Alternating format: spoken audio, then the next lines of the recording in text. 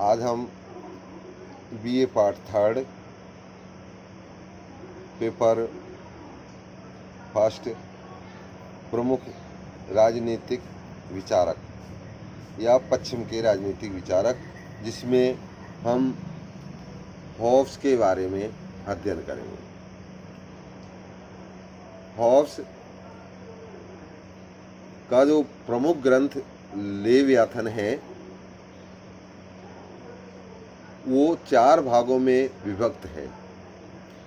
इन 4 भागों में हॉब्स का संपूर्ण राजनीतिक दर्शन निहित है, अर्थात इन 4 भागों में राजनीतिक चिंतन की व्याख्या हॉब्स ने की है।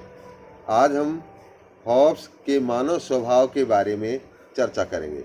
हॉब्स ने मानव स्वभाव का चित्रण प्रथम भाग के अध्याय 11 में मानव प्रकृति और मानव स्वभाव का चित्रण किया है। हॉब्स के दर्शन का जो मूल आधार है वो है मानव स्वभाव। उसका संपूर्ण राजनीतिक दर्शन मानव स्वभाव के इर्द गिर्द घूमता है। जैसे अरस्तु ने बताया कि मानव एक सामाजिक और राजनीतिक प्राणी है। अरस्तु इसे पूर्णतः सामाजिक प्राणी के रूप में मानव को चित्रित करता है, लेकिन हॉब्स पश्चिमी राजनीतिक दर्शन में मानव स्वभाव का चित्रण करते हुए मानव को पूर्णतः असामाजिक मानता है। हॉब्स ने बताया कि मानव को प्रेरणा देने वाले जो तत्व हैं उसमें क्रोध, लज्जा, लोलुपता, निराशा, गतिशीलता, वैभव, विनोद, धर्म, यथार्थ आदि ऐसे तत्व हैं जो मानव को कार्य करने के लिए प्रेरित करते हैं। हॉब्स ने मानव स्वभाव का चित्रण को 3 भागों में बांटा। एक है सभी व्यक्ति समान हैं, दूसरा है मानव गतिशील है और तीसरा है मानव मनोवेग और विवेक की सृष्टि है। हॉब्स के दर्शन की ये विशेषता है कि वो समाज से पृथक व्यक्ति का या मानव स्वभाव का अध्ययन करता है। समाज तो उसके लिए एकीकरणों और स्वार्थ का गढ़ के मात्र और कुछ नहीं है, इसलिए व्यक्ति को असामाजिक प्राणी मानते हुए समाज से पृथक रखकर व्यक्ति का अध्ययन करता है।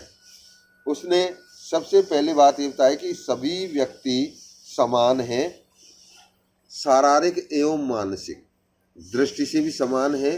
हॉब्स ने बताया कि जहाँ शारीरिक शक्तियों का प्रश्न है व्यक्ति पूर्णतः समान है, क्योंकि एक शक्तिशाली को मारने के लिए अनेक निर्बल इकट्ठे होकर उस शक्तिशाली का वध कर सकते हैं। इसलिए शारीरिक शक्ति से की दृष्टि से भी व्यक्ति समान है। दूसरा है मानसिक दृष्टि से।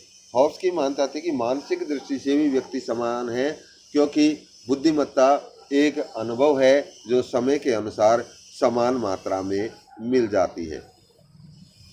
दूसरी जो मानव की समानता के रूप में उन्होंने चित्रण किया, उन्होंने बताया कि मानव गतिशील है, अपने स्वार्थों की पूर्ति के लिए, अपनी आत्मरक्षा के लिए निरंतर मानव गतिशील रहता है। नेक्स्ट उन्होंने बात बताई कि मानव संघर्षशील है और संघर्ष स्वाभाविक है। किसी एक लक्ष्य को प्राप्त करने के लिए अधिक व्यक्ति प्रयत्न करते हैं तो उस लक्ष्य को प्राप्त नहीं कर सकते और उनमें संघर्ष होता है, और जो शक्तिशाली है उसके हित की साधना हो जाती है, वो अपने लक्ष्य को प्राप्त कर लेता है। इसलिए हॉब्स ने बताया कि मानव हमेशा संघर्षशील रहता है और ये संघर्ष स्वाभाविक है। संघर्ष के उन्होंने प्रमुख 3 कारण बताए। एक है प्रतियोगिता, दूसरा वैभव और तीसरा है भय। इन तीन कारणों से व्यक्ति का संघर्ष में होना स्वाभाविक है। प्रतियोगिता के आधार पर लक्ष्य प्राप्त करना चाहता है, अविश्वास या भय के आधार पर सुरक्षा प्रदान करना चाहता है, वैभव के आधार पर व्यक्ति अपनी कीर्ति या ख्याति अर्जित करना चाहता है। इसलिए ये संघर्ष के तीन प्रमुख कारण हॉब्स ने अपनी पुस्तक लेवियाथन के 11वें अध्याय प्रथम भाग के 11वें अध्याय में बताया। नेक्स्ट वो बात करता है स्वार्थी एवं स्व केंद्रित मानव। मानव निरंतर अपने स्वार्थों की पूर्ति के लिए लगा रहता है। वो आपका मित्र तब तक है जब तक उसके स्वार्थ की पूर्ति होती है, और जो स्वार्थ के या उसके हित टकराते हैं तो वो विद्रोह कर देता है। इसलिए मानव को स्वार्थी और स्वकेंद्रित के रूप में हॉब्स ने चित्रण किया। दूसरी मानव प्रकृति की जो हॉब्स चित्रण करता है वो मानता है मानव सतत गतिशील है। मानव को गतिशील उसकी आवश्यकता बनाती है। जब व्यक्ति एक आवश्यकता की पूर्ति कर लेता है तो उसके सामने दूसरी आवश्यकता उपस्थित हो जाती है और उसे प्राप्त करने का प्रयत्न करता है। इस प्रकार लक्ष्य की प्राप्ति के लिए निरंतर व्यक्ति गतिशील रहता है और संघर्ष के माध्यम से अपने लक्ष्य को अर्जित करता है। लेवियाथन के 11वें अध्याय में अंत में जाकर वो एक आशावादी दृष्टिकोण मानव स्वभाव के बारे में रखता है और वो ये मानता है कि मानव मनोवेग और विवेक की सृष्टि है। अभी तक उसने मानव स्वभाव का चित्रण किया, मानव स्वभाव के नकारात्मक पहलू पर अधिक बल दिया, लेकिन यहाँ कुछ आशावादी दृष्टिकोण हॉब्स के विचारों में देखने को मिलता है कि वो मानव को मनोवेग और विवेक की सृष्टि मानता है। हॉब्स की मान्यता थी कि मानव का विवेक इस बात को इंगित करता है कि निरंतर अगर संघर्ष करते रहे तो मानव सभ्यता नष्ट हो जाएगी।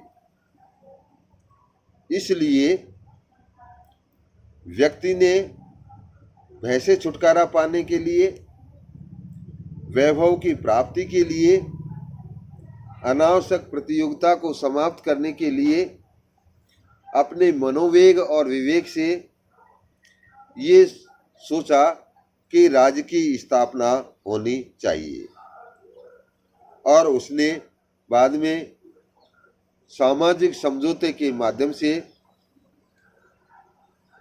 कॉमनवेल्थ की स्थापना या राज्य की स्थापना पर बल दिया, और उसका मात्र एक ही कारण था कि मानव का मनोवेग और उसका विवेक उसको इस बात के लिए प्रेरित करता है कि अपनी रक्षा के लिए राज्य की आवश्यकता है।